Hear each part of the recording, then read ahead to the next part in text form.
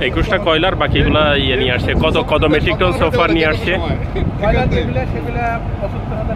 65,000 ton প্রতিটার average.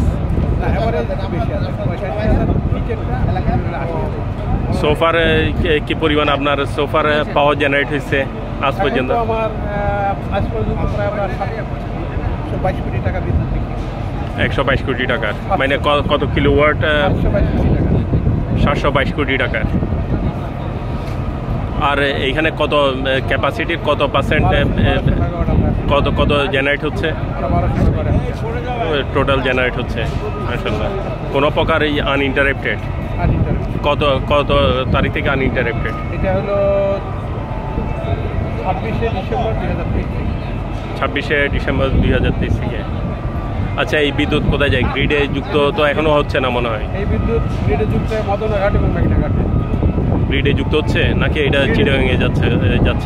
Chittagong যুক্ত হয়ে মদনাঘাট যাচ্ছে, মেঘনাঘাট। দুইটা ইউনিট দুই জায়গায় যাচ্ছে।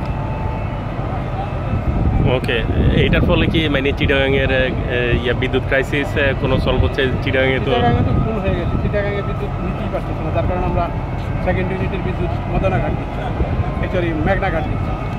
আর আপনাদের বকেয়া পাচ্ছেন নাকি? এখন পর্যন্ত কোনো বিল পাইনি। কত পাইছেন যে বিদ্যুৎটা? কত বিক্রি করছেন? 7,000 700 কোটি টাকা। ওকে, ঠিক আছে।